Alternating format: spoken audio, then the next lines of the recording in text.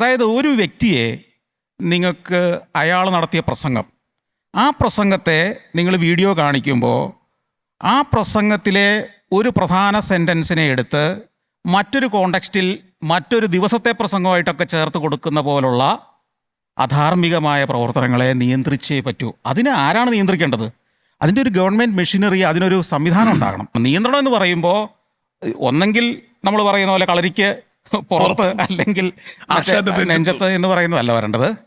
അതിനെന്തു വേണമെന്ന് പക്വതയുള്ള ഒരു സംഘത്തെ നിയമിക്കണം. ഗവൺമെൻറ് തീരുമാനം എടുക്കുകയല്ല ചെയ്യേണ്ടത്. മാധ്യമപ്രവർത്തന പാരമ്പര്യമുള്ള, മാധ്യമ പശ്ചാത്തലമുള്ള സീനിയറായ ആളുകളോ മറ്റോ ആവട്ടെ, ഈ കാലഘട്ടത്തിനനുസരിച്ച് സ്വാതന്ത്ര്യം എത്ര വരെയാകാമെന്ന് തീരുമാനിക്കണം. കാരണം നോക്കൂ, ടെലിവിഷൻ ചാനലുകളെ ഒരു വശം നിയന്ത്രിക്കുന്നു, സിനിമയെ ഒരു വശം നിയന്ത്രിക്കുന്നു, സോഷ്യൽ മീഡിയയെ കയറഴിച്ച് വിട്ടിരിക്കുന്നു. അപ്പോൾ പിന്നെ ഇതിൻ്റെ അർത്ഥം എന്താ? ഇതിൻ്റെ ആവശ്യം എന്താ? അല്ലെങ്കിൽ സിനിമയെയും ടെലിവിഷനെയും ഒക്കെ എന്തും ചെയ്യാൻ സ്വാതന്ത്ര്യം പാടില്ല. ഇപ്പോൾ ഫുട്ബോൾ കളിക്കുമ്പോൾ ഒരു ടീമിൻ്റെ കാല് കയർ കെട്ടിയിടുകയും മറ്റേ ടീമിനെ അഴിച്ചുവിടുകയും ചെയ്യുന്ന പോലത്തെ ഒരു കാര്യമാണത്. നിയമം തുല്യമായിരിക്കണം.